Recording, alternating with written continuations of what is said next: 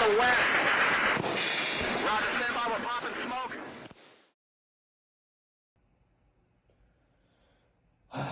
My guest today is an active duty non-commissioned officer in the 1st Battalion, Royal Canadian Regiment. His day job is serving as an infantry platoon second in command. He wears many hats and fills many roles. He's a father, a husband, a soldier, an athlete, and an amazing human being. Please welcome Warrant Officer Donnie Simpson. I'm going to live up to that. Hey, Yeah. I don't think you got to worry about that. All right. Warrant, thank you for joining us today. Yeah, my pleasure. It's a special weekend. This is the 76th commemoration of D-Day and Operation Overlord. And for anybody listening, why that's so significant is that operation was the beginning of the Allied Forces campaign to liberate Europe, and one of the biggest notable battles that Canada participated in, and earned a lot of our battle honors in that operation. A lot of sacrifices were made, and I think it's fitting to start the podcast on a special weekend like this one. So Warren, thank you for taking the time to be out here. Growing up, did you have any sort of military friends or family that you grew up with? I grew up in PEI. And, PEI? Yeah, PEI. Pretty isolated. Not like Newfoundland, but there's not a whole lot of military involvement there. Small branch of a militia.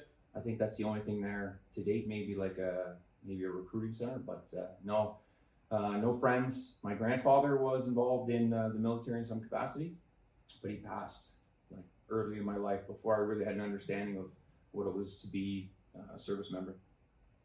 Yeah, I could definitely relate with that experience. My own grandfather, he passed when I was very young, and he also served in the Second World War. Do you feel like his service had anything to do with what your service is today? I don't think so. No, I had to do a lot of growing up post or pre-military, and even now, every day, my appreciation for what we do kind of changes, and I was way too young, too immature to really get an idea of what it meant to him, to anyone after him. Yeah.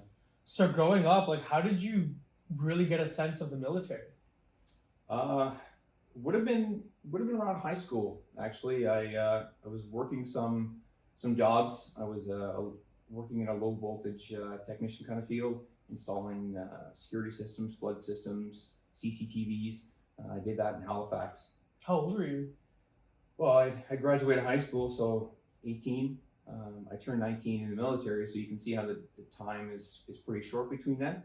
But actually, my ex-wife, her family was Navy, and they kind of steered me on board with the idea of being in the military, kind of how it influenced their life, and I appreciated the lifestyle it brought them, and said, hey, you know what, I can do a couple of years of that, and well, here I am, 19 That's awesome. years later, yeah.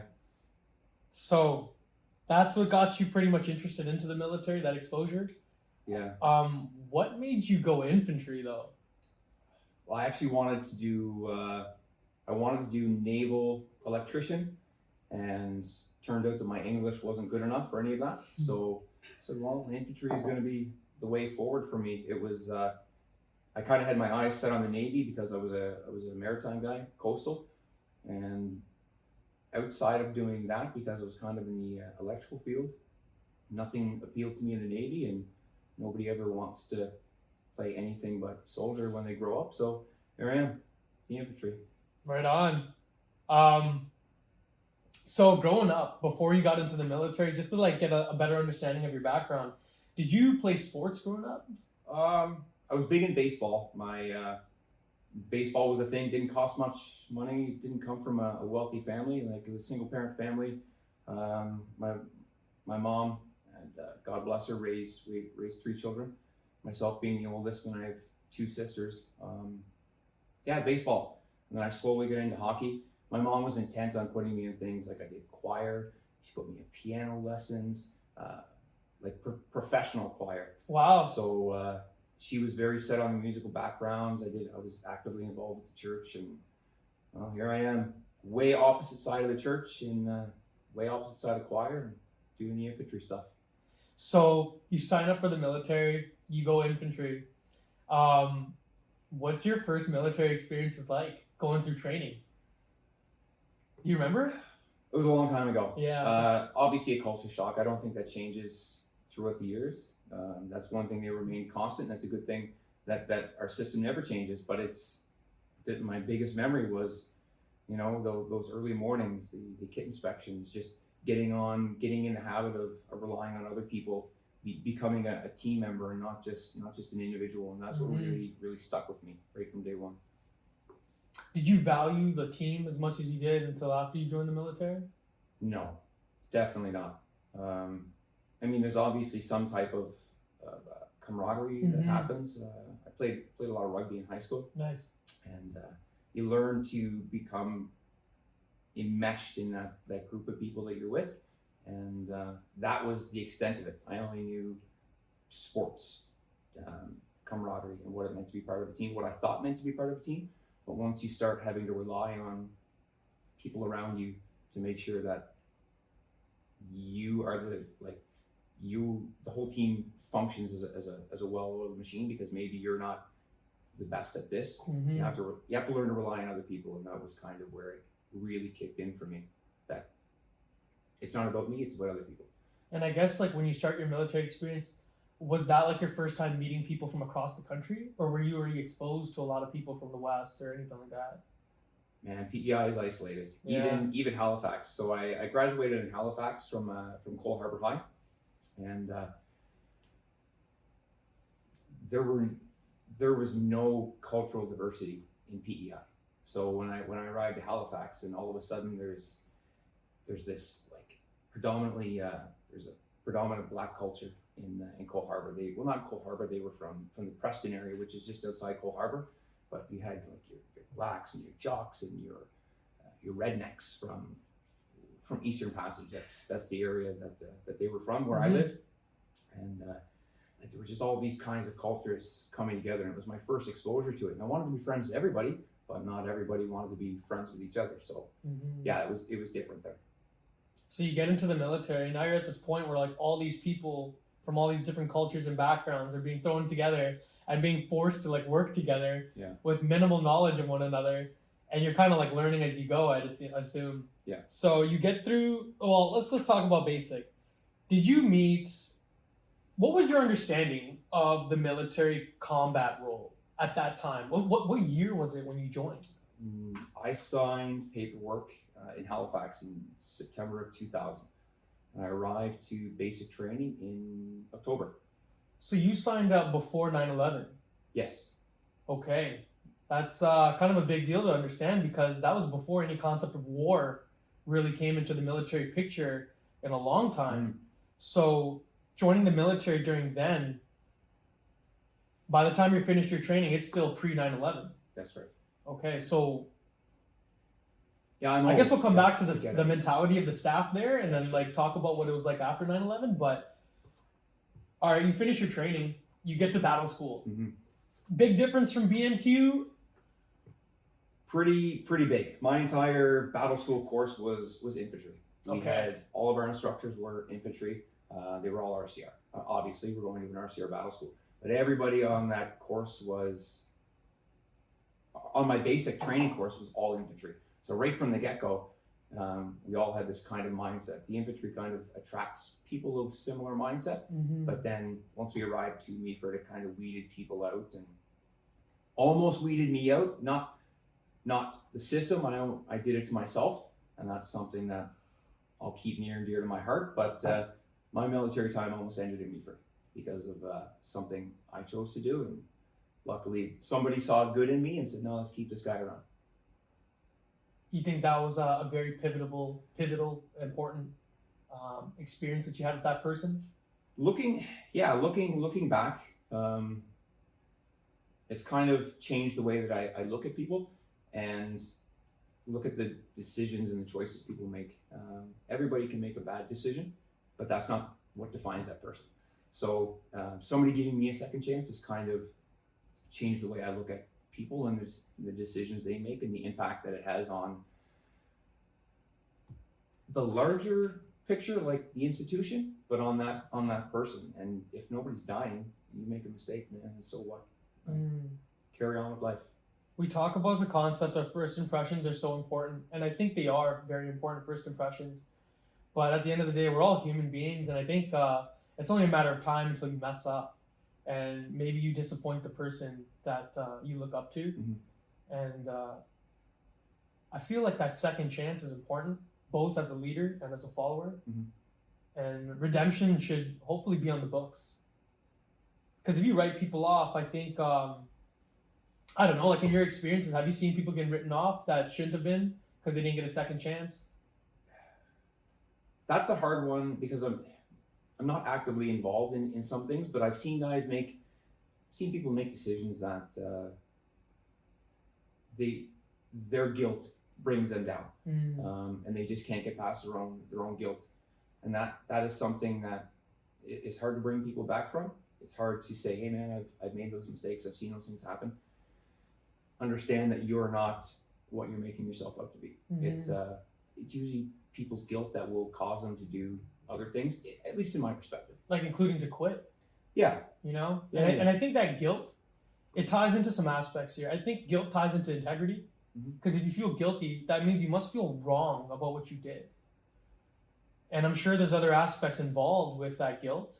But I think from a leadership perspective, when you see somebody feeling bad about a mistake, it kind of reflects that integrity to some degree. Mm-hmm. But yeah, interesting. So you're going through your battle school experience, you make it to graduation. Do you remember what that felt like? I remember feeling a sigh of relief that it was over, and throughout the training process, like when I was in basic training, they said, oh, they're going to sort you out in battle school. You get to battle school, and they say, oh, they're going to sort you out when you get to battalion. So there's always that element in my mind that said, I'm not out of the dark yet. There's always going to be somebody that will keep me in line, somebody's expectations that I have to live up to. And kind of teaming that up with the second chance that I was given, I said, I don't have another chance. I don't, baseball, 3 strikes, cats of 9 lives. I was like, if I mess up again, that's going to be the end of it. So I did my best to keep that weight on my shoulders to say that you have to carry your own weight. You have to, every day is going to be a battle for you going through. I think that's a good mindset to have, to try to value all these opportunities that you might have, so that you can hopefully make best use of them. I hope so. And it's not, I said earlier, it's not about you in the machine, it's about everybody else. And, I can live with somebody saying, oh, hey, Donnie messed up. I can live with that. What I don't like is the idea of the larger team, the larger organization failing, maybe because I was the broken link. That's something I could never accept. Going into your service here, did you choose to go RCR? Like, how did you end up in the RCR? At that time, did they give you an option? Did you know about the other regiments that existed, the battalions? No idea. What did you know? I knew infantry, and I knew that I wanted to kind of stay closer to my home. And when they said, well, RCR is a potential for you, they said this at the end of basic training. They asked what you wanted to do, and I said, well, I'm from the East Coast. I would like to remain close to the East Coast, but I wanted to be far enough away from my family that it wasn't like, oh, hey, come visit us for the weekend. So Gagetown then was kind of off the map. So they said, well, how about Ontario? Where would you like to go in Ontario? And they said, well, you have one RCR, you have 3 RCR. And they explained what 3 RCR did, and they explained what 1 RCR did. And at the time, like, mechanized was there for 1 RCR, but it wasn't as dominant as we are right now. So I said, well, I'd like the idea of this type of combat. So they sent me here. That was it. I went to Duke's company. Awesome. When the guys from Battalion who came to represent 1 RCR at the graduation parade, they were like, yep, Duke's, you're going to Duke's. And they're like, oh, Duke's drivers. So that was the mechanized company at the time, was Duke's company. So that's where I went. Oh, right on. So the whole battalion wasn't meched out? No. No, not to my understanding. I mean, that was a long time ago. Yeah, fair enough. But yeah, Duke's drivers is kind of what stuck with me, and that's where I went when I got here. So you get to battalion. When you got to battalion, did you feel like you were well trained or disciplined? Did you feel like you met some sort of expectations? Did you have expectations of battalion? No, I didn't. I remember going to the BOS on my report for duty day, and coming to attention to talk to the corporal and the private that were in the duty center, and they're like, "Whoa, man, pump the brakes. Like, you're here, relax." So what was my mindset when I got here? Everybody's brainwashed when they come out of the training system to be like, you are the warrior, you're the pointing end of the spear, and the infantry kind of has to do that, because that's what our job is. You have to really believe in what you're going to do. You may not know what your mission is, or you may not know what combat is, but you have to have that mindset that you are the best. So that mindset probably feeds into your commitment to your role, to your duty, I guess. Well, ego goes a long way. It's a pretty powerful motivator, Yeah. and it definitely feeds the ego side of it. Speaking of ego, have you ever had any battles with your own in terms of like your career? Did you ever have to like put your own ego in check? No, I'm very realistic about myself. There's been some things along my path that haven't been as smooth as I would like, but they're my own doing. They're my own cause. It's my own choice. So I just try to live each day, like I said, that as long as my decisions don't bring down the whole machine and send it to maintenance, then I'm good to go. But I can deal with, hey, you messed up. Cool. Donnie messed up. Not Bravo Company, not Duke's Company, not one RCR. So you're in battalion, you're in Duke's Company. Does 9/11 happen while you're in Duke's Company? It did. So can you tell me about that experience? Like, because that was a pretty significant experience for the world. I remember being in, of all places, I was at the sick parade that day, and they had these big, heavy tube TVs hanging up on the wall, and just like the accounts that you hear from everybody else, oh, a plane hit the Twin Towers. That was kind of like, wow, this can't be. Maybe it's a mistake, maybe it's a small craft. Everybody kind of poured out into the lobby, and sure enough, boom, second plane hit. And then the world kind of was struck. They were like set back a little bit.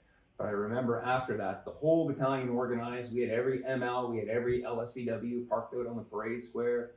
There was like roving patrols at night because we were going to roll out with our MLVWs to save the world. And I remember that mindset. People were being called in off of leave. It didn't matter if it was like a recall. You're drunk, I don't care, get into work. You can sober up here. We'll put you on the floor, you'll sleep, and then you'll wake up. So it was a recall. And everybody's mindset was, we're gonna go do a job. We are gonna go do something, we don't know what, but we're gonna go do a job. And was the concept of war like floating in your mind? Like, we're going to war? No, never. At that point. Okay. Yeah. When did that concept become a thing? We're going to war. Do you remember? Like, was it like operational deployments already started happening at this point? Because let's back this up here. So 9/11 happens, pretty significant event. You come back to work, the battalion's mobilizing to be ready to be called upon for whatever the government needs. Things are getting real. And so where does your military career go from that point? Not to Afghanistan right away. Okay. I deployed to Bosnia before I ever went to Afghanistan. And I remember. Could you explain the situation in Bosnia, especially for the young guys who are growing up during that time or being born during that time? Well, I was the teardown tour in Bosnia. We were the last one there. It was Roto 13. What year was this? 2003. Okay. So we were there, and that was like, I know I'm going to crush a lot of people's protective measures over these deployments, but it was like I would pay to go back there. That was the deployments we had. We had ball hockey, and on Saturday nights we would have what they call Fat Bastard Night, where they would bring out like jalapeno poppers and chicken wings and matzo sticks, and we would have like pool tournaments, foosball tournaments, you know, just like it was a hangout, and that's kind of what we did. And then Sunday morning we'd wake up and the cooks would make us crepes, fresh crepes. But like patrolling there, we obviously abided by force measures, and we would hop into the back of our Iltis. We would go and we patrol. We had a good relationship with locals, and it was a very good way to get my feet wet in for the operational timeline. How like 6 months? You're like, oh, 6 months isn't a long time. 6 months is a really long time when you go through it and you sit back and you watch your home life change, and you watch, like, you can watch people around you grow. They either, you know, they go there and they don't do anything with themselves. They get fat, or they get like super fit. All these people change, and you can watch that happen very slowly. But 6 months is a hard concept to grasp. Sorry. So And you were a no-hook private at this time? I was a hook private. A hook private. I got promoted to corporal when I was there. I was advanced promoted, and then Bosnia was a good time. We were in Dravar at Castle Grayskull, they call it. It was a big wheat factory, so everybody lived there. Castle Grayskull. Castle Grayskull. Nice. Yeah. And I think the biggest battle we had there was bed bugs. Like, it was the war with the arachnids. it was gross. Bed bugs to this day, they just make my platoon wasn't affected by it. Like, it was on a different floor of the building. Yeah. But everybody would have to take all of their clothes, everything they had, and they had to go into laundry. They had to be boiled through water. They took all the mattresses, they disinfected them, and then they wrapped them in vacuum sealed plastic so that the bugs couldn't get out. Yeah, bed bugs, gross. So you're in Bosnia during this time. Now, at this time, there's also troops rotating to Afghanistan. What did you know about that? Did you guys have any idea what was happening over there? We got the information that came down from the chain of command. The first rotation to Afghanistan, they were there in Iltises as well, and patrolling Kabul. And then that's when the first casualties happened. That's when it really kind of sank in. Like, hey, this is going to be maybe a thing. This is what's going to happen.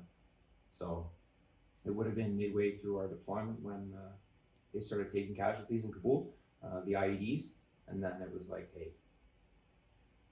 this is a thing now.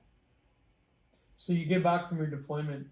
What was it like coming back from Bosnia when you got back to battalion? And did you meet people that went to Afghanistan when you got back? Not when I returned, because our deployments were sort of staggered. They were offset. And the mindset of them returning versus our mindset after our deployment, given the conditions and the situations they faced, were very different. But from the end of the Bosnia era, heading into Afghanistan, the culture, the mindset, the approach to training changed a lot. But I didn't. How? Just the way we approach situations, the way we did business on the ground. I know that's a terrible term to use, but patrolling, looking at our surroundings, coming up with a pattern of life, that all sort of came into the picture. Some more tactical considerations. That's right. Okay. The things that we do now, because they're part of our standard training, they were all like, hey, you guys have to do this. We didn't know about it. It wasn't kind of like the main training focus. And then it did become that, because we had to change our mentality from Kosovo, from Bosnia, into Afghanistan, because that's where the government was headed. So this change starts happening.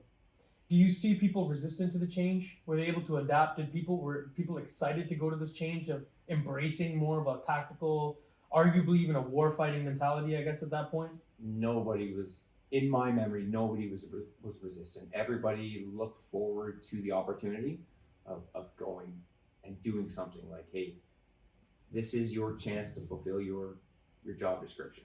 Close with and destroy the enemy. To go fight. That's right. And that really, that number of years was like a flash in a pan from 2004 to 2008. It was like that. Everybody was deploying. You were always, if you weren't deployed, then you were supporting an operation, and then we kind of get into that operational cycle that we're into now, where you deploy, kind of some downtime, then you're back in the training, and it was just rotation coming out of the battalion, and it was everybody looked forward to it.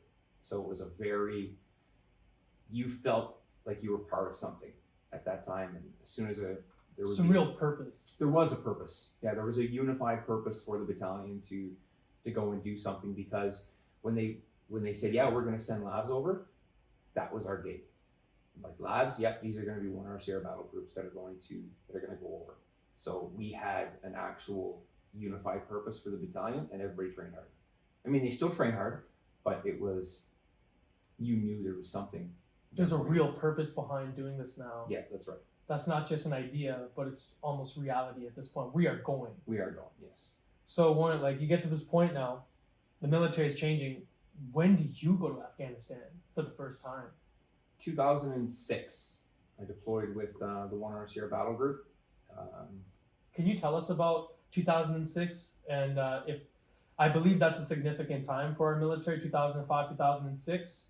And could you tell us what was happening in Afghanistan during that period with the Canadian forces and in the move? From a larger tactical perspective, no.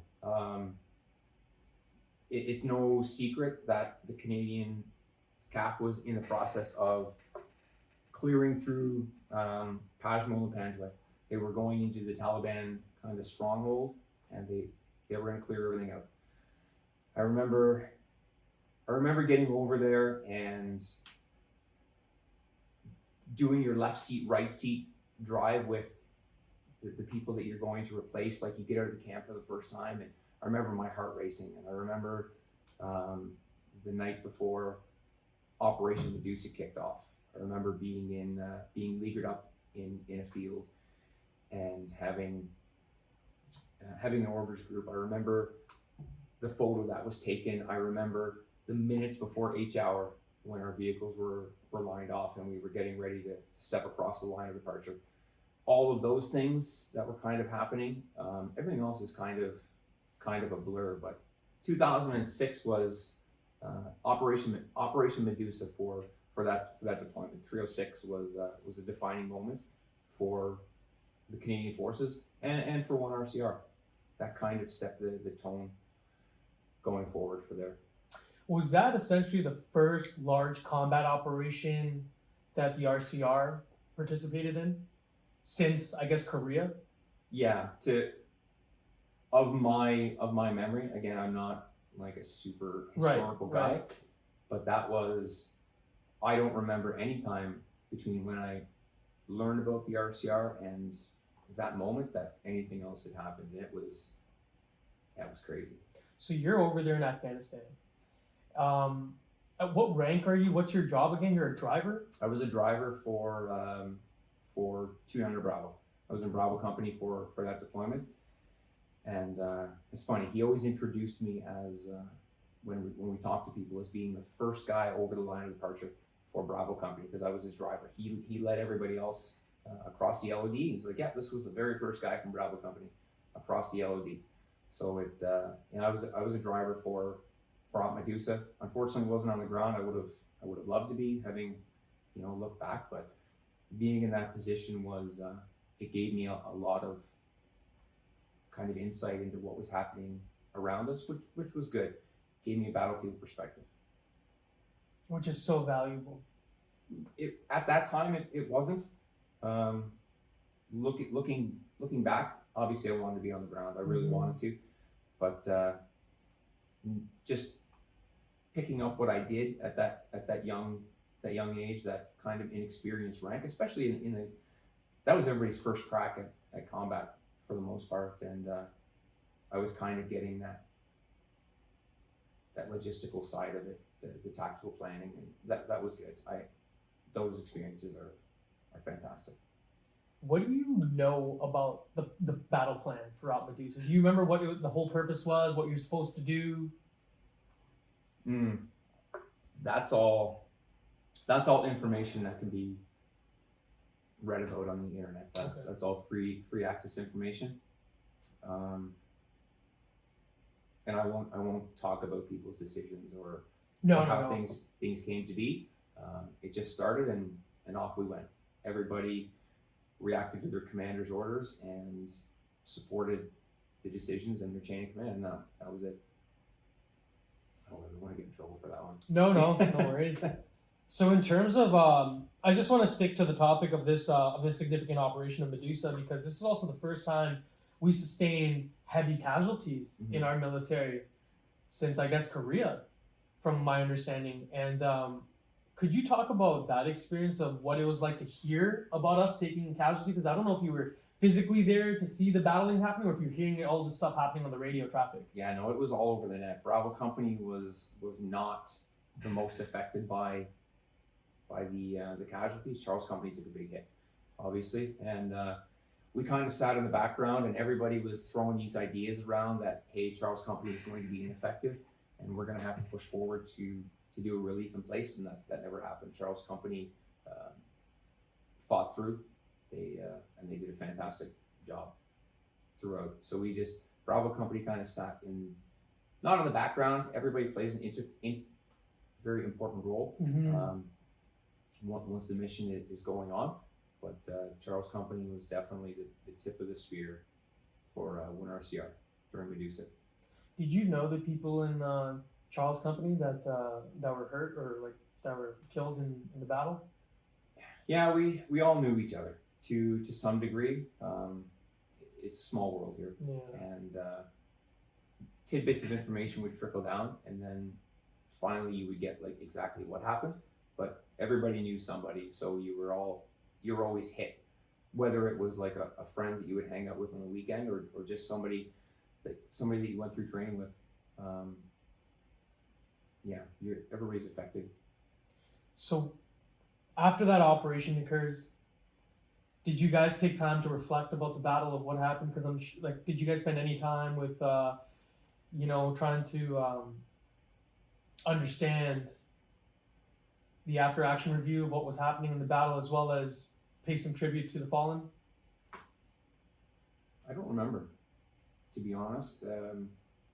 There is a time to pay tribute, and it does happen a couple times a year.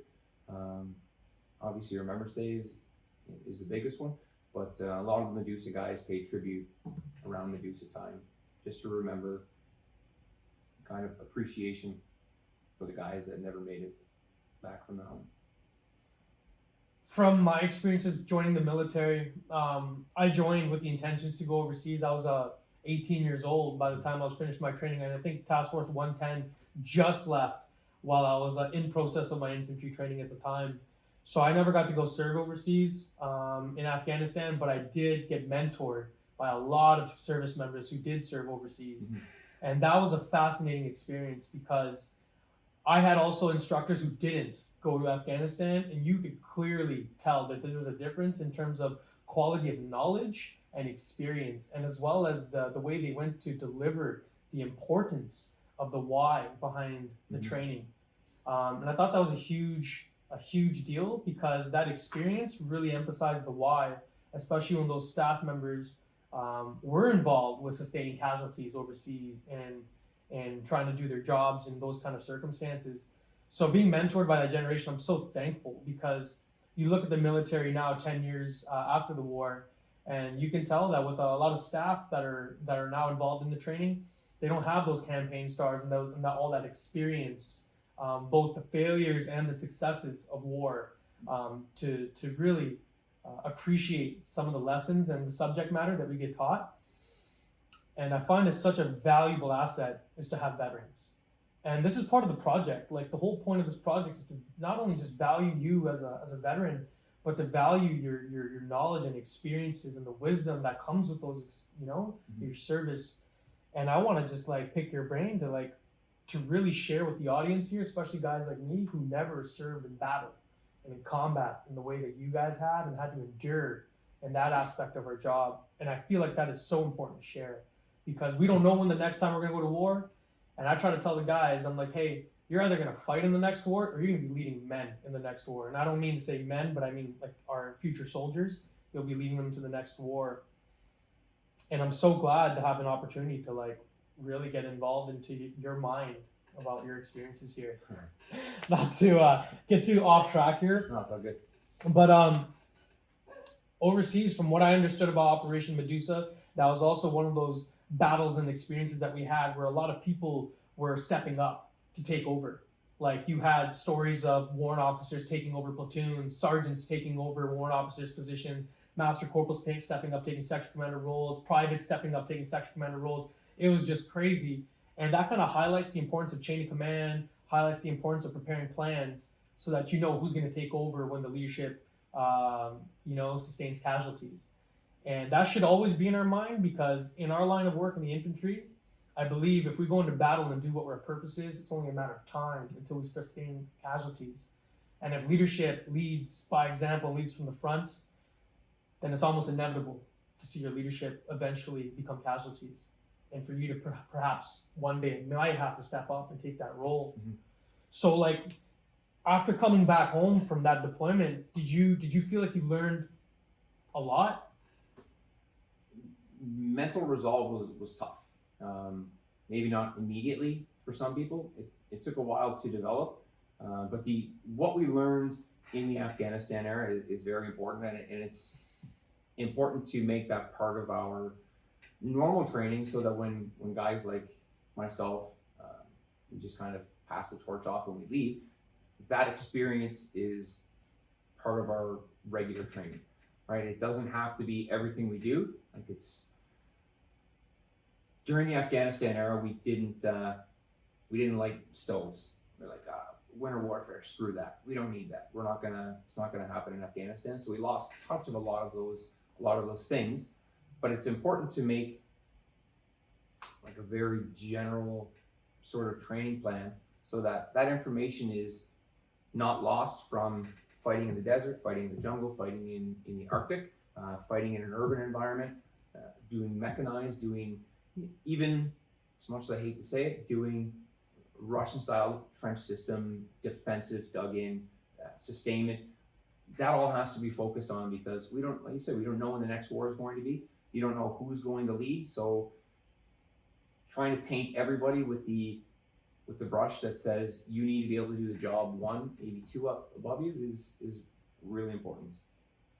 There's so much involved in the profession of the infantry, like in terms of what you should know tactically, considerations to make, to try to plan for the future. Like there's so many aspects involved in our line of work that it's so hard to be good at everything that's expected of us to perform. That's why we made memoirs. Yeah, that's it. Oh man, there's too much information to know, and that's why we have fire team partners. That's why we pair people up with somebody else, because one day my brain may not remember to do something else, but somebody would say, "Hey, what do you think about this?" And it's very important to be humble, because with all that information that's contained in the 8 memoirs, we're not going to remember everything every single day, and I'm not going to have the same experiences that you are. Doesn't mean I'm right, doesn't mean you're right, but it could be the way forward. So there's a ton of information to be proficient in our line of work. I don't think the infantry gets the credit it deserves, being as low on the scale of trades that you can pick to go in, because there's a lot of technical, a lot of professional, a lot of tactical information that has to be absorbed into our brain. And that's just infantry in general, not even including the mech side of the house, where you're a crew commander. So now you have to consider vehicles, you have to consider maintenance, you have to consider situational awareness at a different level, where the battlefield kind of changes slightly for you because of it's faster, it's way more faster.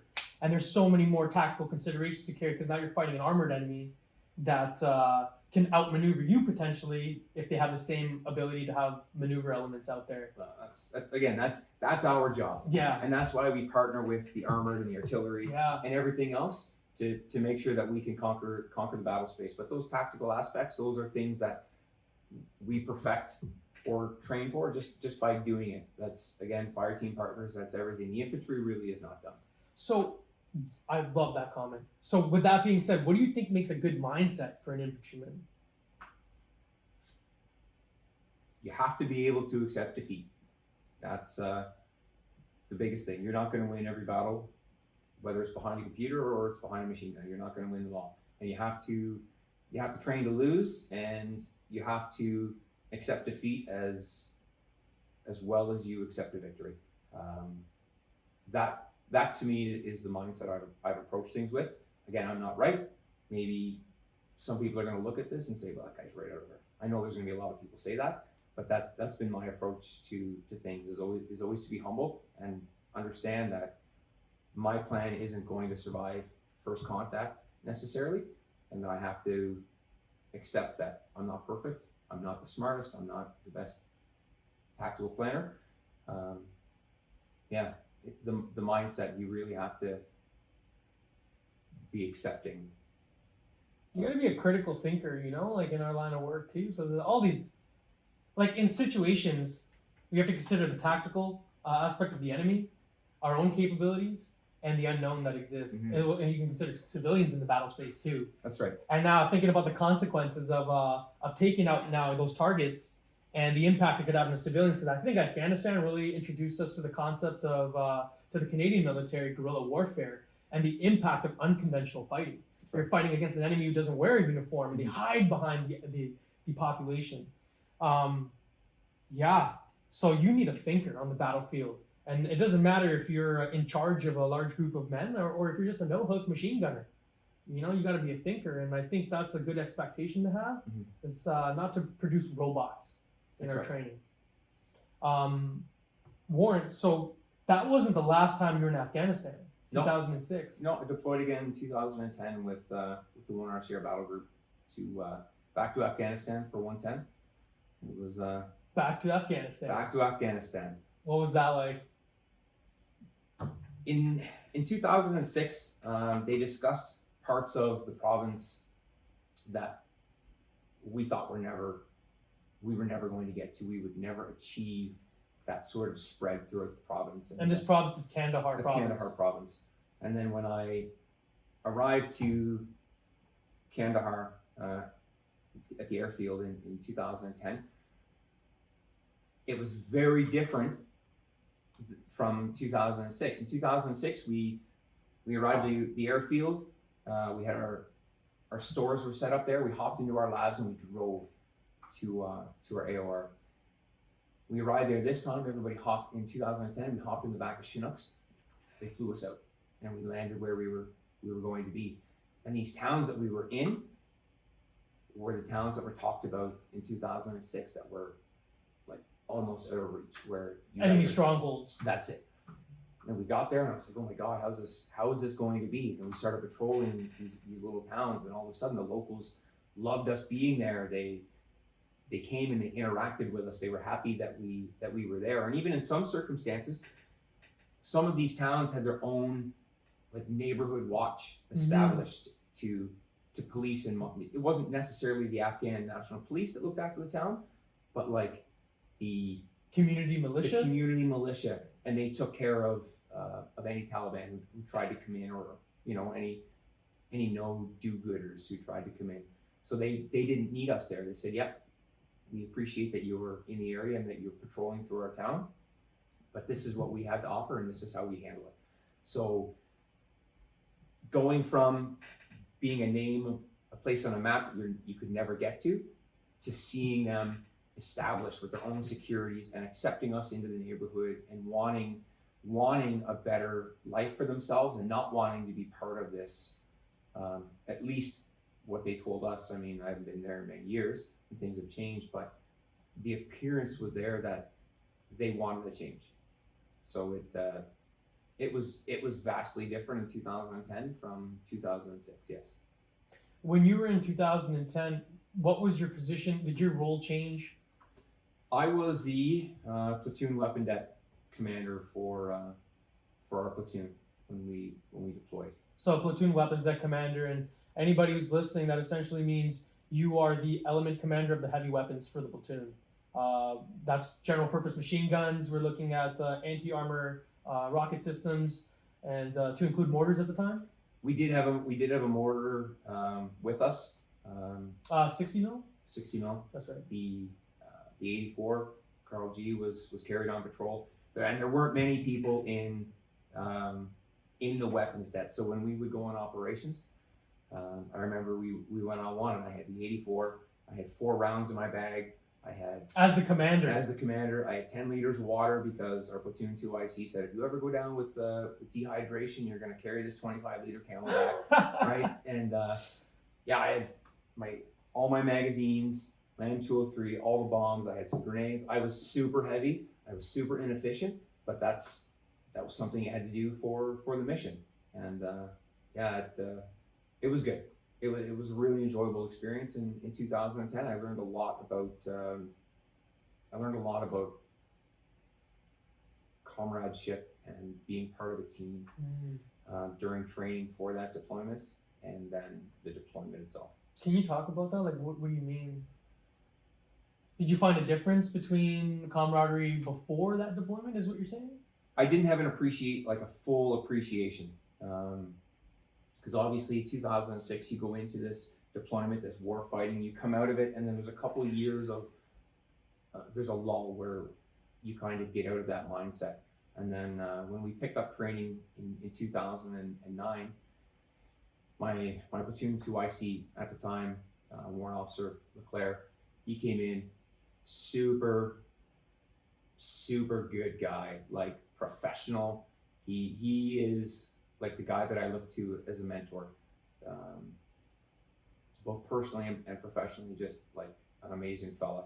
And he took the platoon under his wing, and he had a very strict way of doing things. But when you look at how you use that to maintain yourself and to maintain your section and maintain your platoon, when he's not around, everything, or when somebody wasn't around, everything kind of maintained. He developed everybody to do their job, to do the job above them, and then to know the job of the person above that. He definitely prepared us for that. From the moment we started training, whether it was pride in your unit, pride in your company, pride in your platoon, pride in yourself, he fostered that, and that was kind of like when it really started to sink in that, hey, there's more to this than just we're all part of a team. It really kind of sank in that, hey, we are a team. We're not just part of it, we are the team, every single person.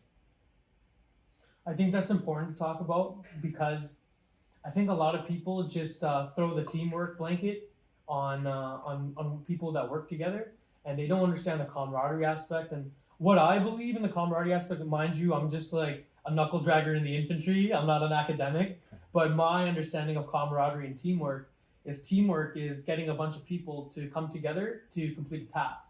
So assemble this table or get this thing done. And the camaraderie, what I find in it focuses a lot more on the relationships, the dynamics of the team, both as a follower and a leader. And I think camaraderie is where you start building traditions, where you start building that culture of the team, and you start developing a mindset of the team. And I think it's important to have someone like you said, Eric Leclerc, being such a powerful person to push an emphasis on that, whether he was calling it camaraderie out in the blue or whether he's just living it through his actions. So like, this person, was this the first time you met Eric Leclerc? Like, this guy, like, he's a mentor of yours. So like, can you tell me about why he's such a big deal to you? Like, from when it first became a notable person in your life? My very first interaction with him, I was still a young private in Duke's company, and we were having a Friday afternoon sports day at Dundonald Hall, and we were playing bump football, right? Just a bunch of dudes out doing their thing, and I was running with the ball, and this big guy tackles me, like, big guy. Obviously, whether he intended to do it or just because he was a mammoth of a human over top of me, he knocked me down, and kind of got lippy. Maybe he shouldn't have. And then he had this saran wrap over a fresh tattoo on his arm. I never paid it any mind. And then people explained to me, like, this guy just came back from his Ranger course, hard ass, like, don't mess with him. And that was kind of like my first impression of the guy. And then I kind of wrote him off for years. Like I didn't really experience anything with him.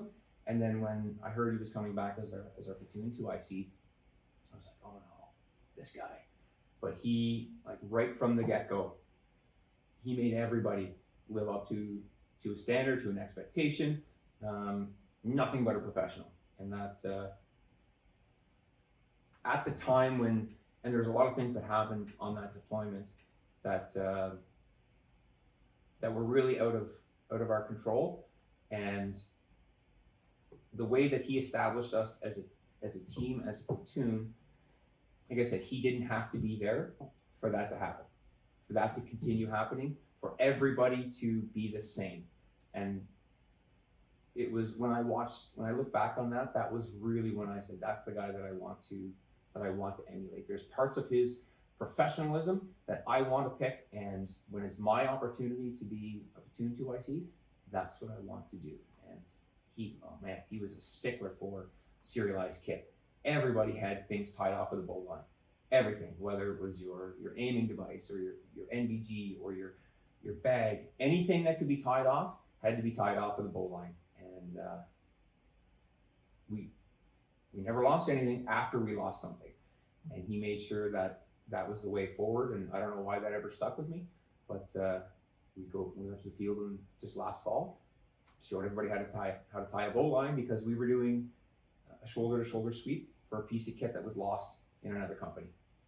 None of our guys lost stuff because they were all tied off. And I remember sending him a text message saying, hey, look at this knot, this, thank you. You know, little things that are, some people would think are crazy.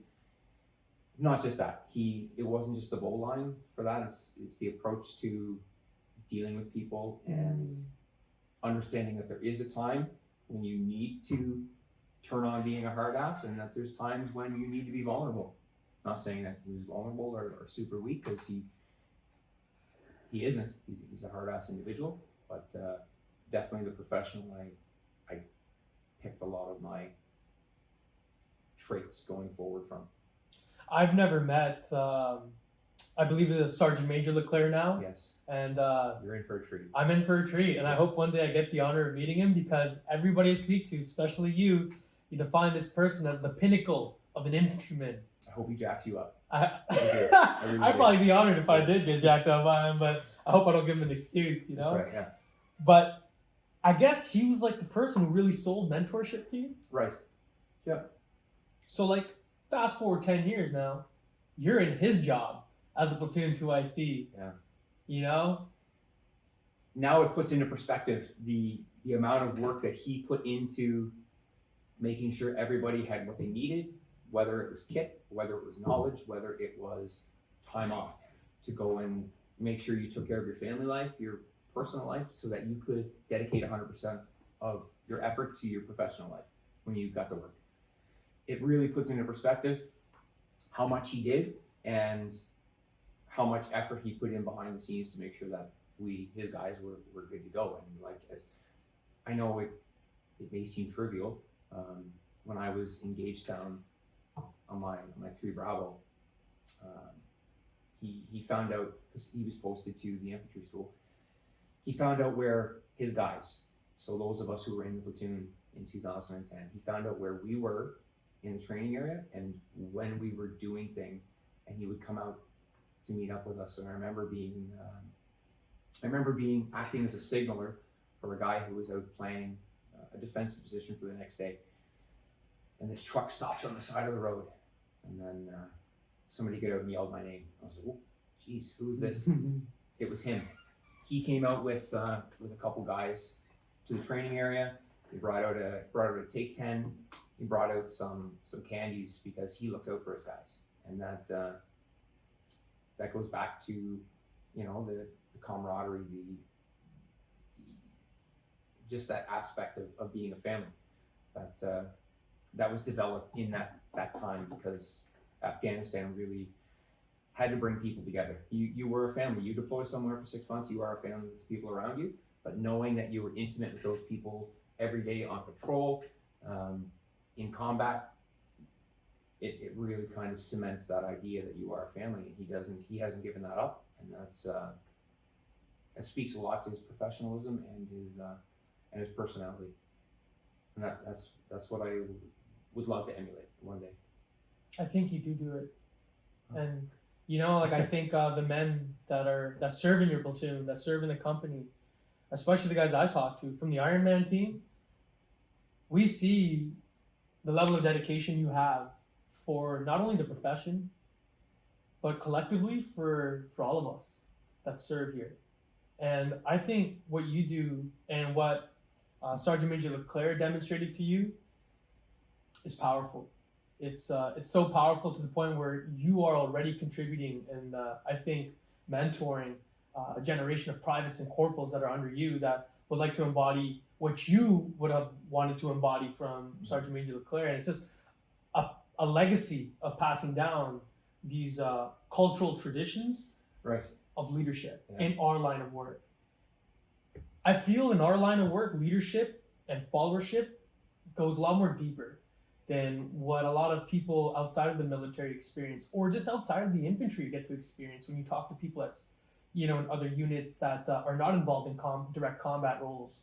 And it gets very corporate outside of the infantry with a lot of 9-to-5 kind of mentalities that exist in these other professions. And the hardship that we endure and the people that we endure it with, there is so much value in that and finding meaning, not only in suffering, but meaning in accomplishing tasks together. Mm-hmm. And in our line of work, it's so much more than a job, it's lifestyle. So when you think about family and these personal lives, we all know at the end of the day, battalion and our duty comes first. And this is what we agreed to when we signed up. But we're still human beings. And if we don't acknowledge that our members have families and personal lives as well, we got to give that some acknowledgement so that they can maintain that and that they can use that as energy to feed back into their duty. That's right. And their livelihoods in this job. And I'm very thankful that you're able to share that. Do you think mentorship is getting better, or do you think it's declining? Has it changed since the war? In respect to the importance of mentoring the person below you, because it could be life or death, it does take a bit of a sidetrack. It does take a bit of a sidetrack because there is no life or death associated with it any longer. But the professionalism of somebody who goes out of their way to pass on the why you're doing something and not just you're going to do it because I tell you to do it, I think that's always going to exist in the infantry. That's part of our tradition. That's part of making sure that everything making sure that the things that we've had to suffer through in the past aren't just forgotten, and we don't have to repeat those mistakes again. So the mentorship is always going to be there, but it comes in different forms, very much in different forms now, at least from my perspective. I think it's important to, when we're not in war, to focus less on the leadership and more of the managerial side of it. You can't expect somebody to do something that you tell them to do just because you tell them to do it. They have to want to do that. And that comes down to the followers that you mentioned. Those guys have to really want to do what you're saying. They have to respect you as personally, professionally. Obviously, they're going to respect the profession, but they have to have a feeling that what you're telling them to do, you've already weighed those balances in your mind, and you wouldn't put them into any sort of undue harm. Understanding that our job in the infantry is undue harm all the time, but that you've done the decision making, the equation in your head to say, I think we're good. I think we're good. And selling the mission to the guys, whether selling that mission is, hey, we're going to arrive at 7:45, we're going to go for PT, and we're going to do a 10-kilometer run. Whether you're selling it to them that way, or whether you're selling them the mission, finally, again, you're in the attack position and you're giving reinforcement. Hey guys, this is what's going to happen. I'll see you on the objective, right? Guys have to feel as if they're valued, as if they're contributing. They have a piece in the overall success of what you're about to do. mentorship, leadership, managerial, that it all kind of rolls into the ebbs and flows of the infantry, whether we're at war, whether we're at peacetime, whether we're in workup for ourselves going to deploy, or whether we're supporting another organization who may be heading out the door. And I think that speaks to the flexibility and the professionalism of those who choose to be in the infantry. Is that they're able to do all of those things rolled up into one package as being an infantry or being a leader.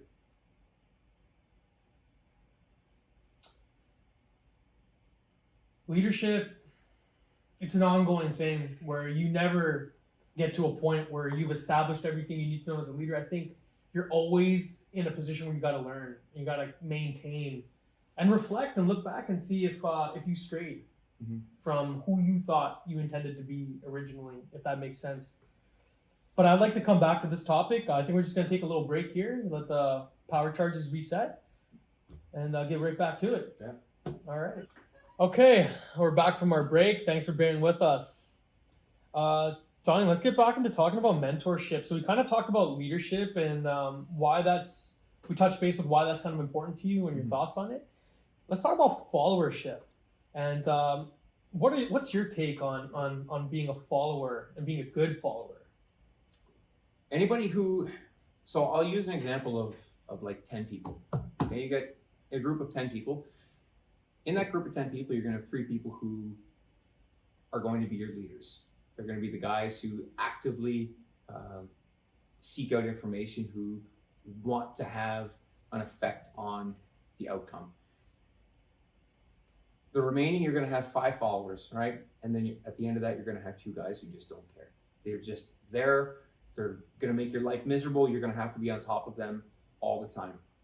That group of followers, it's super important, and it's very important to be a follower, because those are the guys who can be influenced. Those are the guys who can not just be influenced from the leaders in the group, but can also influence those 2 guys on the other end to kind of stay as part of the team. Being a follower is where you're going to maybe not actively seek the why you're doing things, but you're going to learn, you're going to develop just by exposure to certain situations.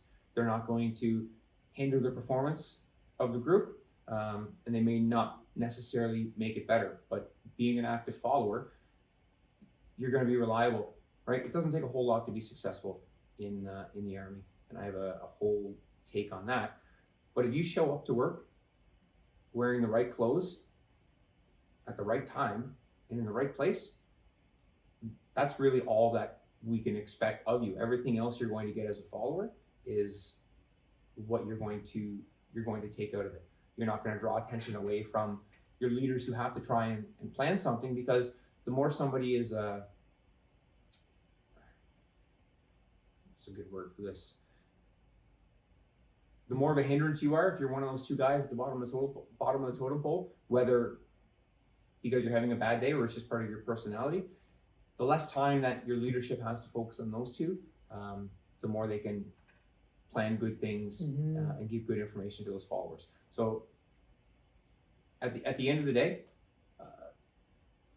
being a follower is going to set you up for success going down the road, whether you choose to do 3 years in the military or whether you choose to do 30 years in the military. You're always going to be a follower to somebody else, regardless if you're a leader.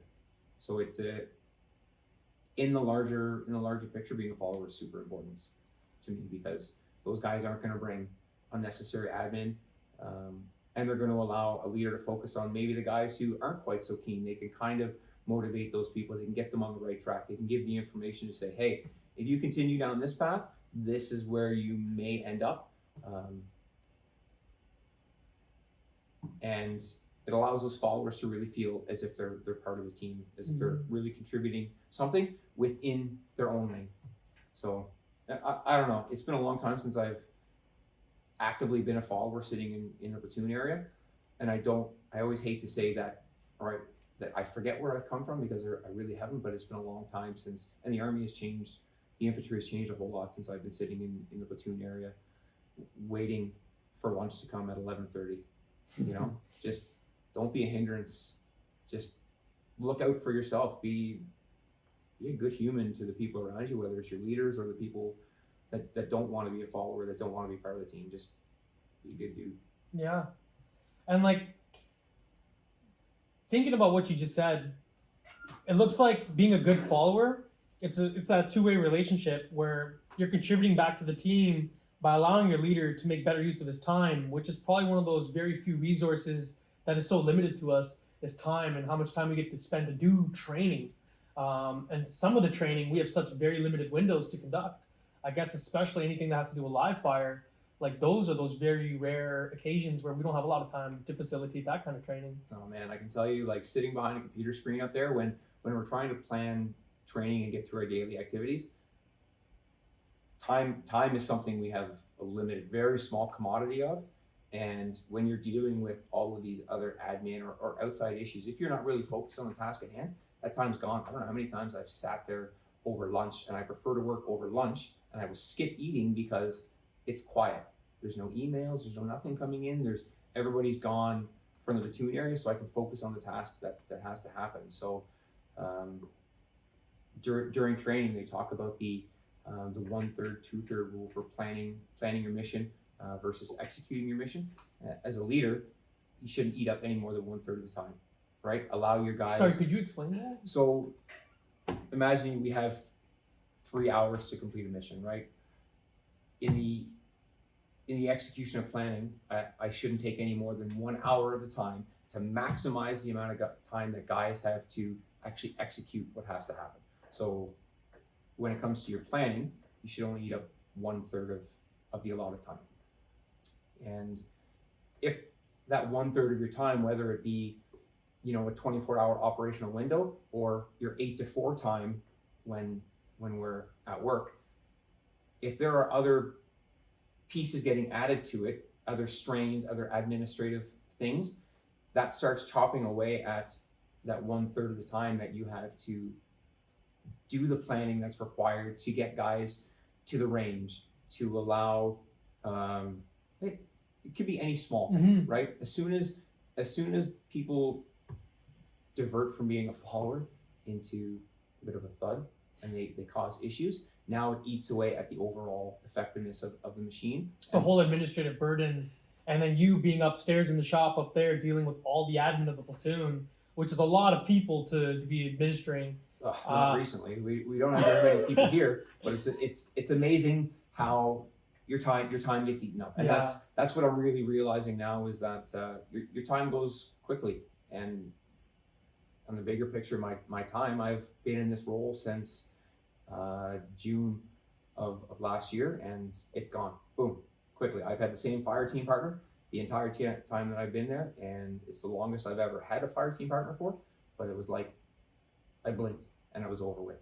There's some days I come to work and it feels like I get nothing accomplished. Like my nerves, I have this anxiety of what I have to accomplish the next day, and I don't sleep well when I get to work, and then it's a ball of anxiety because I'm not getting it done, and because there's other things being added to it, and because I wonder if I'm doing right for the people that need things from me, those followers who are actively looking to me to give them answers, to make sure that the things that they need done professionally and personally and professionally are getting handled. Like, it's anxiety. Am I doing it right for these guys? Am I doing right for the chain of command, for my boss? It's, follower leadership or leaders and kind of like, I don't know what you want to call those guys at the bottom, dickheads.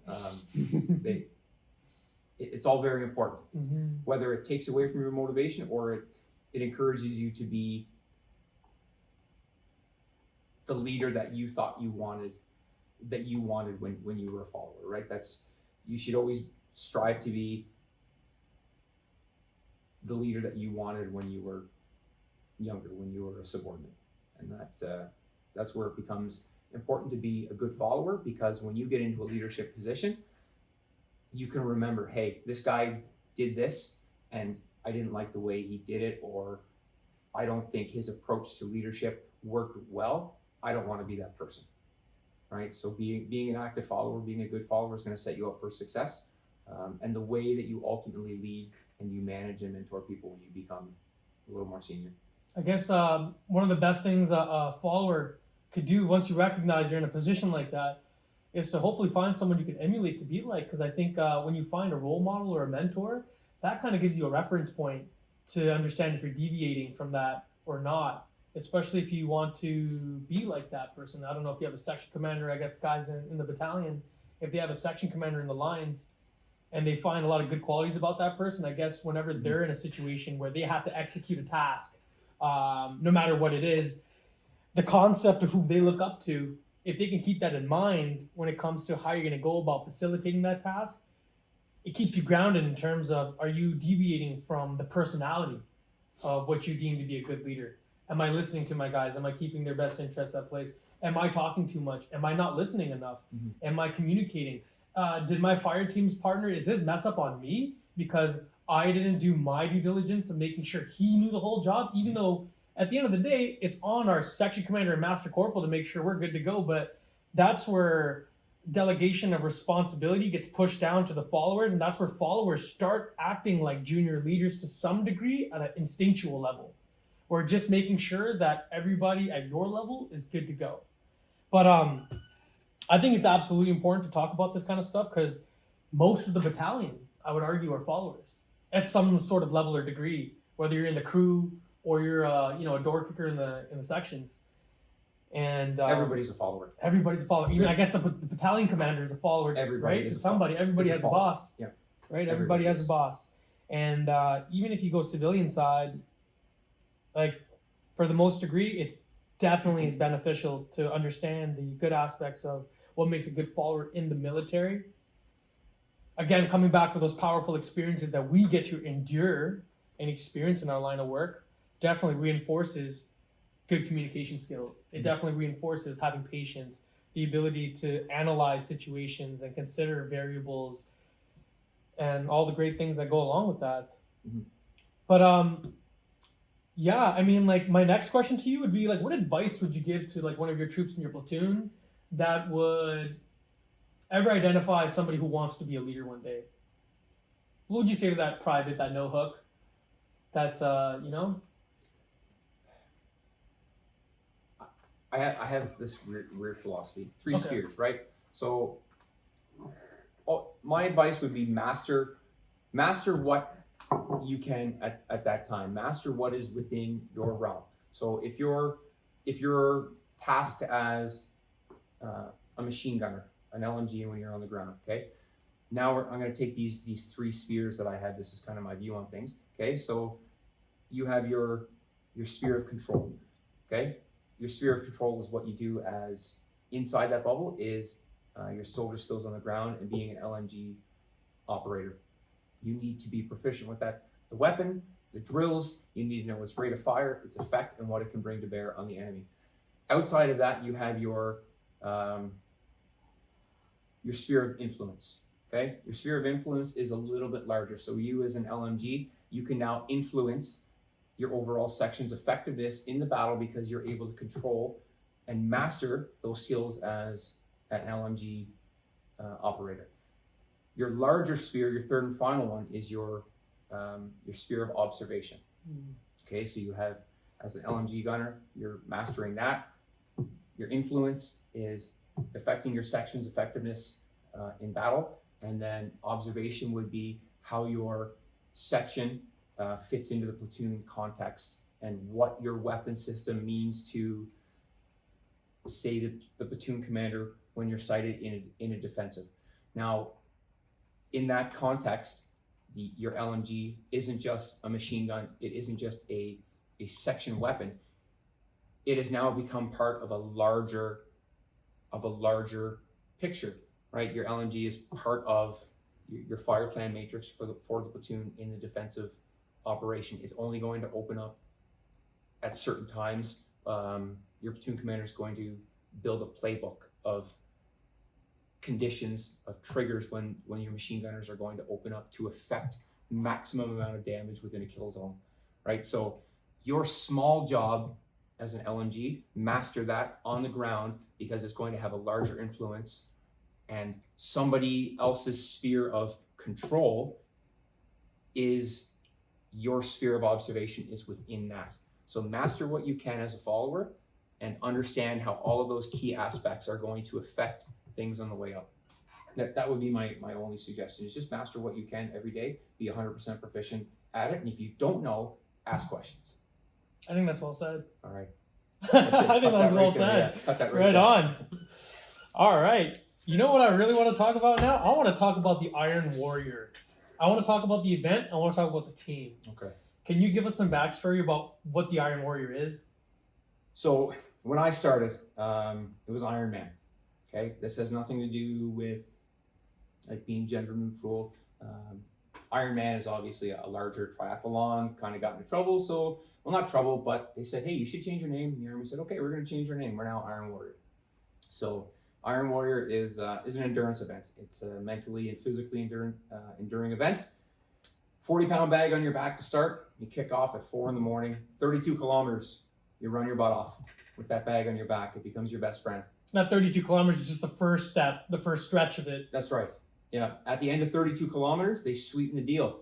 They give you a 60-pound canoe, and now you pick up that 60-pound canoe, you put it on top of your head or on top of your shoulders, and then you walk with that for almost 5 kilometers. At the end of 5 kilometers, so you're up to about 36, 37 now, you're going to place that down in the water, you're going to sit on top of your bag, and you're going to paddle for 8 kilometers.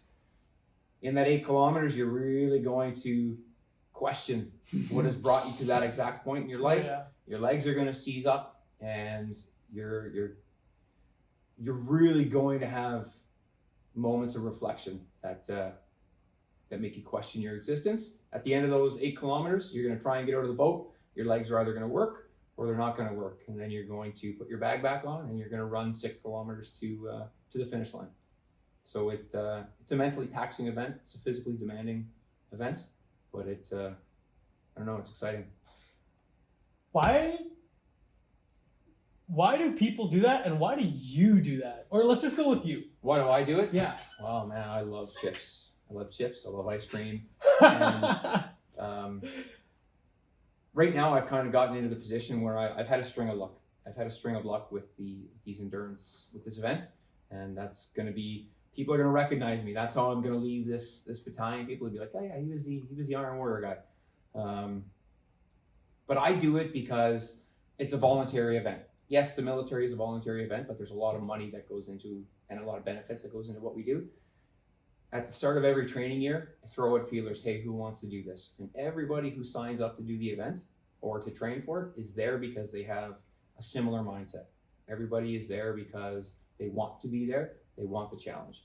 And I think that's really positive, at least for me, to be around like-minded individuals who are going to look out for one another during training. You know, you may come into it with no ego.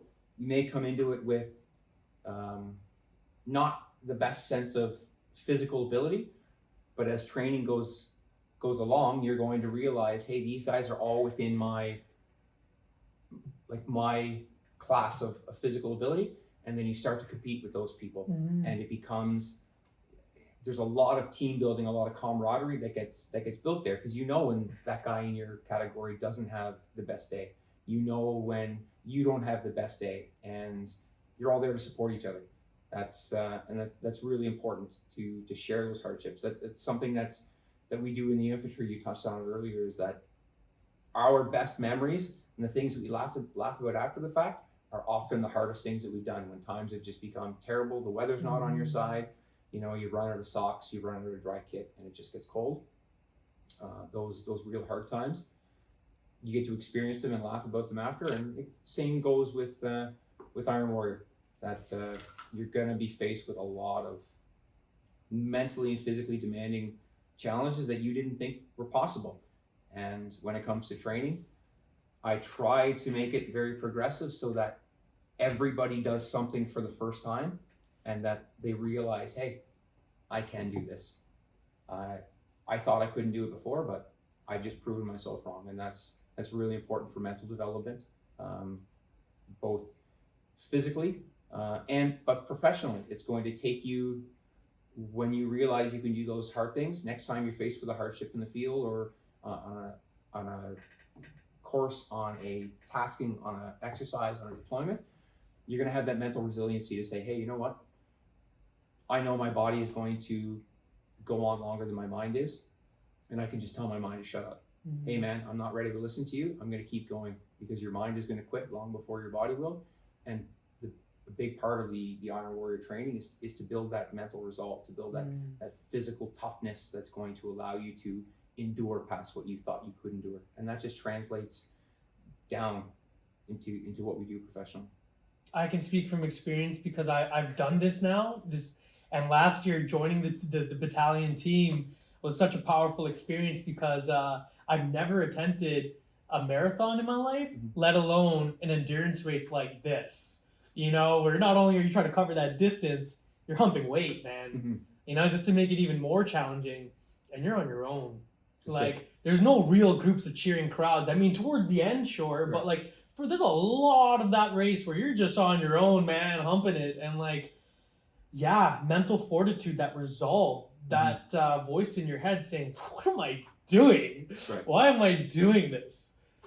And I love during training when you mention that, hey, man, the race doesn't even start until after that first 32 kilometers. Like, that's when it starts, man. That's when it sets anybody that's in your category that you've been competing with. Yeah.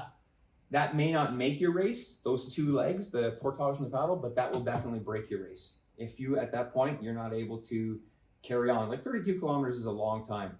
And I know when we come out of the training area at 24 kilometers and we go underneath that overpass by the highway, that's the first time that you interact with people outside of the race that whole time. You know, you've been chasing glow sticks all night and you're kind of on your own.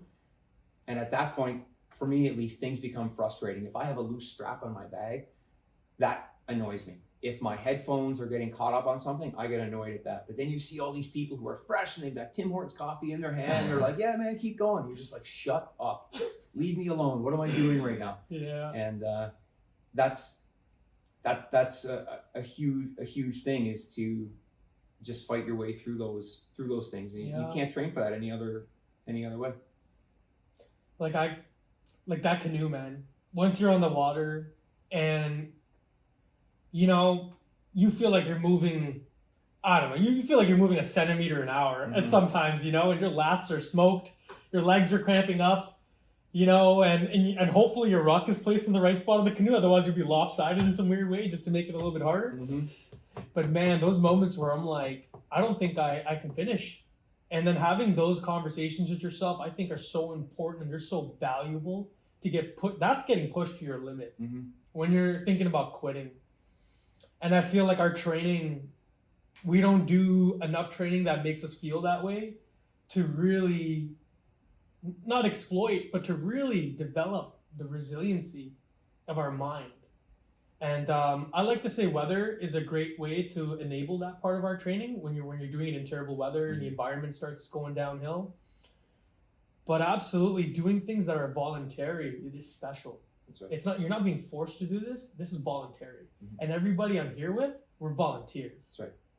And I don't know when it was, but I think it was you when I was talking to you about it in my car one day. We were having a coffee, and did you find a relationship between the mindset of those Iron Warrior people and some of the mindsets of the people that you served overseas with, in that sense of the can-do attitude?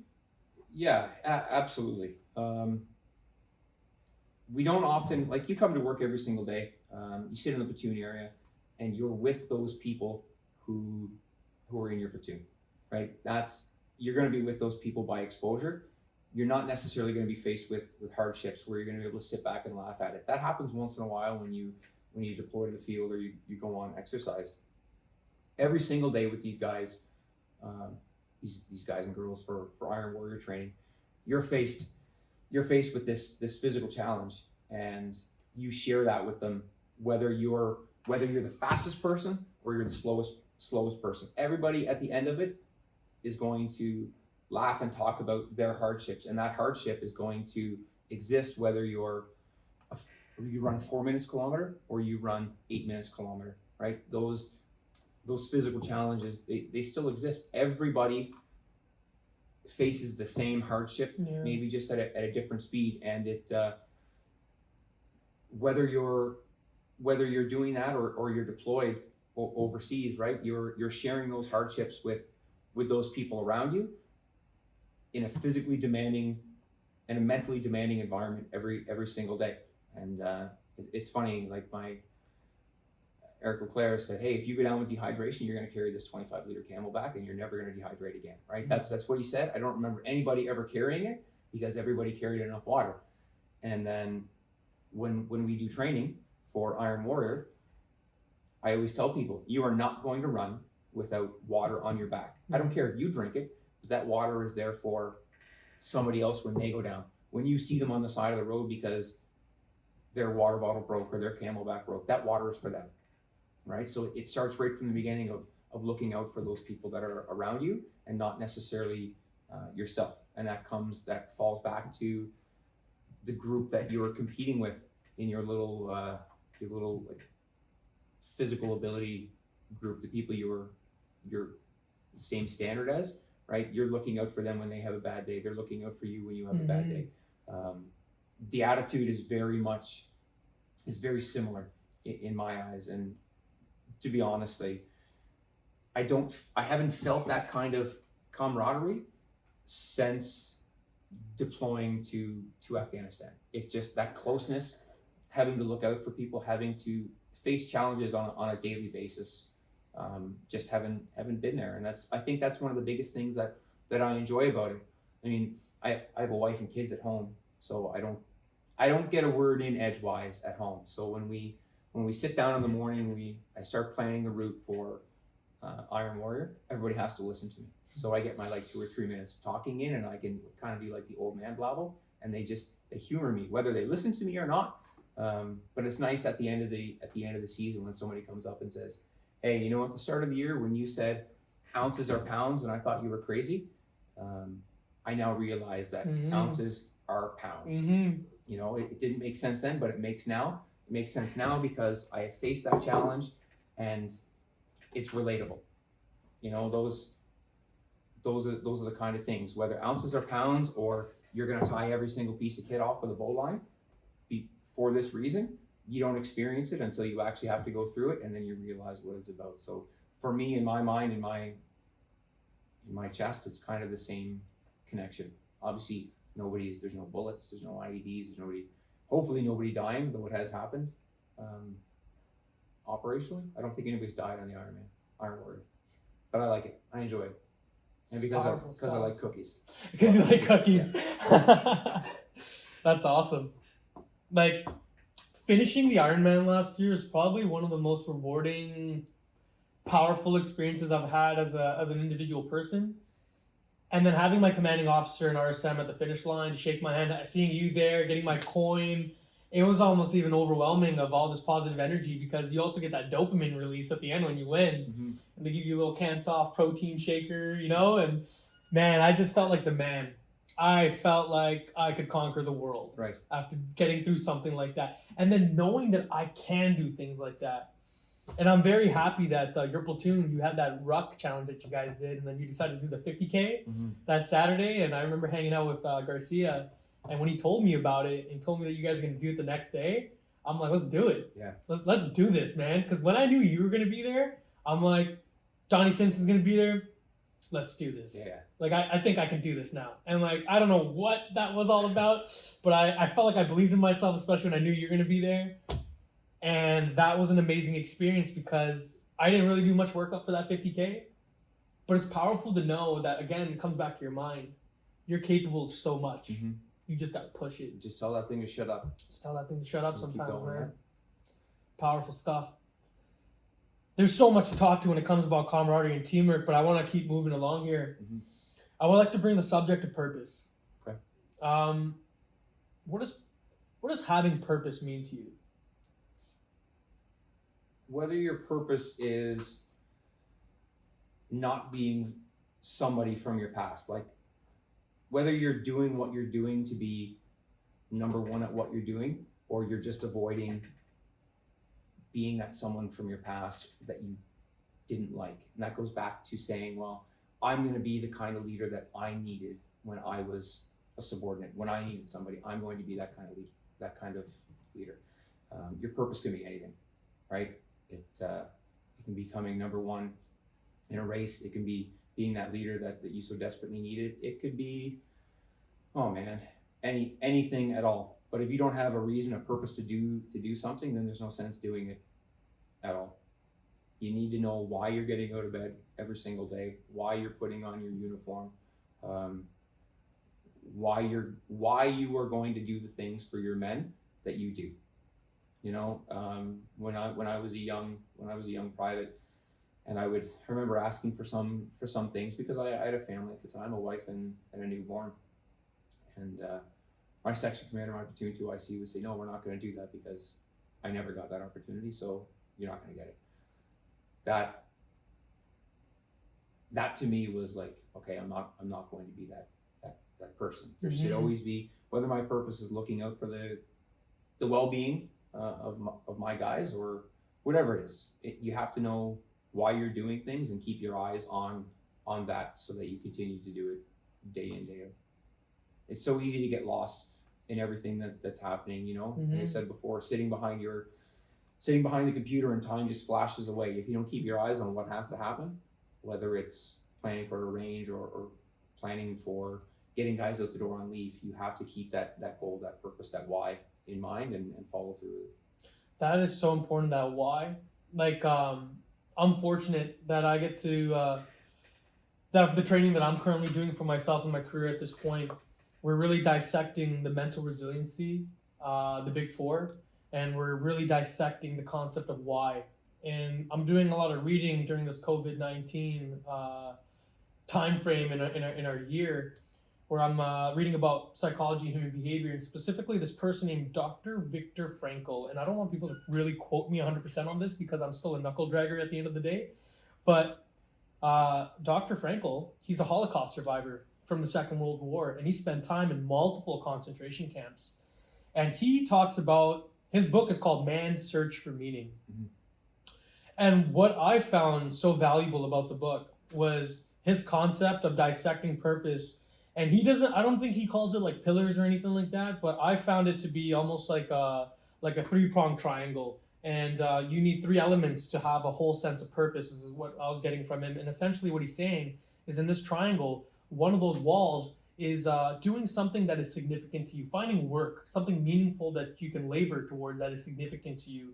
And that could be career driven, that could be circumstantial driven, whatever it means, but it's something that is significant to you. The other aspect of that triangle is finding someone else or a group of people to care for. And I think that's important because that aspect of it can help you keep grounded in your pursuit of doing something significant, caring for somebody else, not just thinking about yourself. I believe there's some humility in that, among many other things. And then the final layer of that triangle, he talks about enduring difficulty and enduring hardship.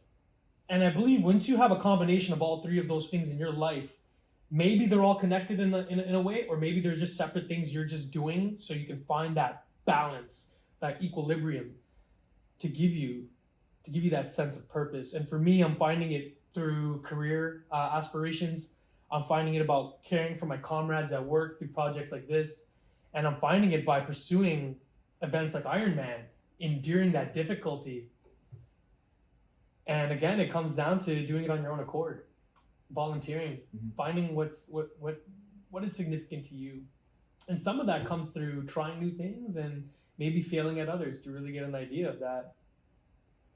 But I think that search for purpose is in all our lives. And what Dr. Viktor Frankl is arguing here too is that he thinks man is driven by that. We're not actually driven by what guys like Freud said, which is we're driven by our instincts, right? And our desire for pleasure. No, he says, Viktor Frankl says that in a person like in a Holocaust, like in a concentration camp, it's hard to find those aspects of pleasure when you're in essentially hell. There is no end in sight. There is nonstop abuse and disregard for your life. There's a lack of dignity towards you. They take everything away from any achievements you had. They were all stripped. You're no longer essentially the human being that you once understood yourself to be. And you're in these circumstances where you don't even know if you're going to be out of these circumstances. So many people find themselves losing hope. Suicide. So he talks about, what does a person do to give themselves a reason to continue to endure that without an end in sight. And he talks about giving yourself that purpose and finding it. And I found that to be powerful. I'm still working on his book, and I highly recommend that book to anybody who's listening. Is Man's Search for Meaning.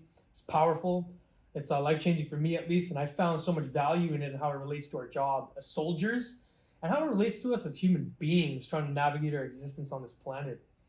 But I'd like to carry on here with talking about purpose here. Did that concept of purpose change for you after your experiences in war? And when I talk about purpose, I'm talking about like what you thought about your service in career. I never, when I originally signed the line, I said I will do 3 years. Like, I'll do 3 years, I'll get my feet wet, and then I'll move on, because I didn't see it being a long thing for me. So, kind of selfish reasons in the beginning. I believe in what we do. I believe in the uniform. I believe in the flag. One of my dinosaur tendencies is guys coming into work with a dirty flag, a bent flag on their uniform. I don't think that should ever exist. I don't think there's any reason that you can't take your flag off your uniform at night and you can't clean it up. Why can't it be crisp? If you have a dirty flag, go buy another one. Go ask CQ, go ask stores, get another flag. Don't ever show up to work with that piece of your uniform that you have sworn to uphold and protect. Mm-hmm. That in the end is my purpose. Every single day for myself. Service to the flag, service to the Queen, and ultimately people that I don't know across the country. Like, I don't know you. Doesn't matter if I don't know you. I'm going to be a good human to you. I'm going to be a good person. If that requires that I do something substantial to make sure that you are afforded the freedoms and possibilities that I said I would uphold and protect, sure, by all means.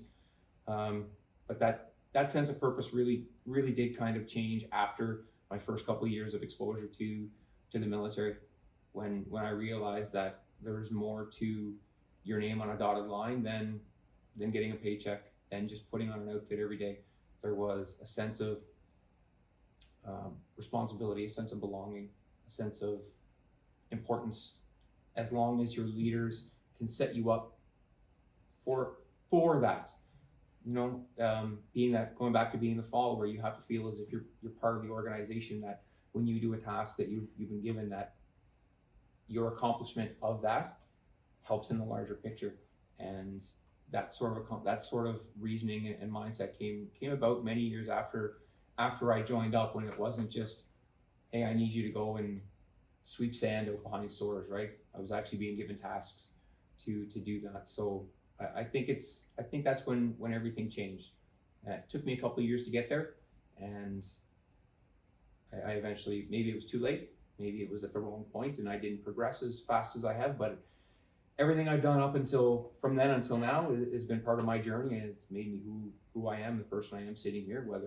Whether I'm remembered when I leave for being a good leader in the field, whether I'm remembered because I was easy to get along with in the locker room, or because I motivated people to carry canoes on their goddamn head for kilometers at a time. Doesn't matter.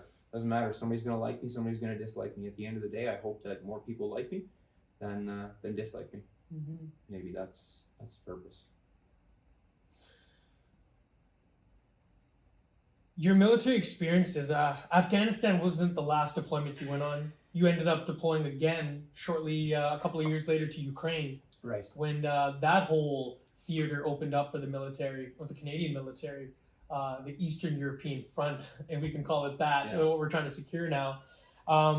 With all these different experiences, serving in a theater like Bosnia, serving in a theater like Afghanistan in direct combat, and 2 combat deployment rotations over there, both as pretty much a follower, and another one where you're pretty much in a leadership role. Mm-hmm. Coming back, going to Ukraine, again in another leadership role, I can only imagine that you have reasons that keep you in this job. And so, why do you still do this? Why, after all of this time now? Because at the end of the day, the money isn't really what makes this job worth it by any means. I don't even think you could pay anybody in the world really enough to be an infantryman, and considering that you could go into battle. That's a tough one. Like I said, I believe in what the flag on our arms stands for. I believe in the country. I really do. I don't think I could convince myself to get up every single day if I didn't find some very type of higher purpose in or direction in where we're going. I like the opportunities. I like the challenges. I like the people. I may not necessarily, as many people come and go, the guys that leave will always say that they love the job for the people that are there. They don't necessarily love the organization or the institute, and that happens. Like I'm sure my mother loves me all the time. She doesn't always like me, right? I love our flag and our nation and the CAF and everything it stands for. Don't always necessarily like the job, but the people that go along with that job that I share those hardships with, that's going to keep me around. Whether it's been learning to be a machine gunner, whether it's been learning to drive a lab, whether that be a crew commander, whether that be a section commander, whether that be a platoon 2IC. Every single job is going to afford me new learning opportunities, professionally and personally, and I just have to embrace those and face each new one as I go along. I look forward to those new challenges, so that's why I stick around. I think that a lot of people ask the question like why you join, but I feel like why we stick around is even a more important question nowadays, to ask. And I feel like as a private or somebody who's new to the military, that's an important concept to want to understand, because you have people that don't re-enlist after the first 3 years. And then you have people who retire after 25 or beyond that much amount of time. You're like, man, you either really love this job or you're crazy, And there's something in between that, actually, that covers a lot more than that. And I'm glad you're able to share and open up about this kind of stuff, because it's definitely not easy. And this is episode 1 of the project, and it takes a lot of courage to be the first one to be out here, because you're setting the example for a lot of people right now by opening up and having the courage to do this. Well, it's not easy. It's not Wainwright. Let's just be honest. It's not Wainwright and the potential to Wainwright every year. That's right, folks. It could always be worse. So carrying on here, in terms of culture, because I want to connect purpose, culture, and I want to connect the whole flag, the concept of symbolism. You're part of 4 Platoon as the 2IC here, and 4 Platoon is a pretty special platoon in the case that you guys have, I think, a little bit more camaraderie that I've observed than maybe some of the other platoons. And just so people are understanding what I mean by that, 4 Platoon has essentially a nickname, the Blackjacks. And could you talk about that a little bit? Well, so obviously there's no mistake. The call sign is 2-1, right? 2-1, 21 Blackjack. Our platoon commander came in as a lieutenant. Now he's Captain Jack Peel. So we just went with the Blackjacks, right? For that, and it just kind of stuck. One day that was maybe like, and it wasn't even me that came up with it. That was Sergeant Borgford. We were in the field, and that was just his thing. He came up with it, and everybody sort of, whether everyone else thinks it's dumb, it was kind of like that rally point. It kind of, hell yeah, it kind of gave the platoon commander a thing of like, hey man, these are my guys. These are my guys. They're dedicated to me. I'm gonna work for them, and it just kind of that team, that team mentality. That spirit. That's right. And it kind of built from there. And it wasn't even like when this started, it wasn't even all of 4 Platoon. We had attachments from other platoons that kind of came in, and they kind of bit into it. They were selling something that everybody kind of bit onto, and that was it. And it kind of feels, it was a good feeling to know that I've been involved with that, with people who not just also bid onto it, but they want to work because they believe in what you're selling. They want to do it because they respect what you're doing. Maybe not, they don't necessarily respect you, but they do it because they know that you're going to share that hardship with them, and that everybody is going to be focused on that goal as a team. Mm-hmm. I think that was a really kind of cool touch on things. And I can speak, again, coming back to reading about books, I have this one book called Outlaw Platoon. is by a person named Sean Parnell. I believe he was a lieutenant in the U.S. Army, and they deployed to eastern Afghanistan, and they were in a pretty hot spot, which was bordering Afghanistan and Pakistan region, which was a highway traffic for foreign fighters to be coming into Afghanistan. So in their pretty hostile, non-permissive environment, they're encountering a lot of enemy contact. And what this platoon did, because they were essentially isolated from the rest of the company, if I remember the story correctly, they developed an identity of basically feeding off the fact that they were pretty much isolated, that they're almost essentially on their own. And they created a name called Outlaw Platoon. And so they painted their Humvees, and they had a design and what all this was basically symbolism, a unit identifier. Much like our battle honors would have been in World War I, when we would rally at the battle honors on the battlefield in combat. And the same idea of bringing that back into a contemporary sense of having these company flags or painting your vehicle with your company logo or platoon logo and building that spirit, that pride. Because essentially you're in these circumstances where you don't really have the power to influence it, but you do have the power to control how you have perspective, how you interpret the experience and the hardships. And I found that Sean Parnell's take on how he went about leadership with that platoon and seeing what call sign 2-1 or 4 platoon, the Blackjacks, they're doing, it's admirable. Because I was in the command post during that exercise where I saw you guys, Blackjacks on 3. And I'll tell you this, man, I was kind of jealous. I'm like, I wish everybody had that pride. I wish every platoon had a nickname, because the Americans really embrace it. They do. They take it to the next level with call signs, but just going back to that platoon pride, that's a small level, a small team in the context of the overall Green Machine. But that's where a lot of loyalties lie, at the platoon level. Like, we all say that we are loyal to the Army, and I think we, relatively everybody's loyal to the Army, but at the end of the day, I'm dying for my battalion, I'm dying for my company, my platoon, my section. These are the people who are gonna drag me out if I'm wounded or killed. These are the people who are gonna come check on my family if anything were to happen. And so that platoon level relationship is so important, and I'm so thankful that people like you, leaderships like yourself, Captain Peel, and all the other great NCOs in 4 Platoon have embraced that kind of camaraderie, that team spirit, that culture. It's so important, so vital. And I think that'll foster that good spirit going forward for anything that we do in the future. Again, coming back to the concept of we might be fighting in the next war, we might be leading soldiers into the next war. And perspective is definitely an important part of our job. But I don't want to get too caught up in talking here, because I want to bring the conversation back to you. And trying to tie this connection with symbolism with our battalion. Do you think that we have enough battalion pride, or do you think we could do things to foster more of it? I've been here a long time. May of 2001 I arrived, and I've never left. I've been 1 RCR through and through.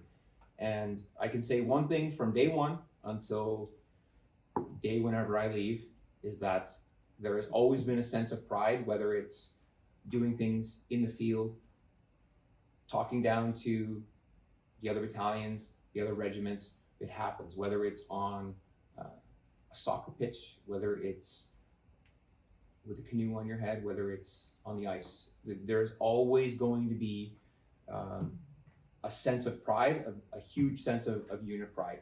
And that has a trickle-down effect through the companies, through the platoons. And I think sports, not to be a shameless plug on sports, but I think sports is kind of a way forward. It's very relatable to everybody and what they do, and you can focus on the smallest aspects of teams, feeling like you have a sense of purpose, and it can be built pretty much anywhere.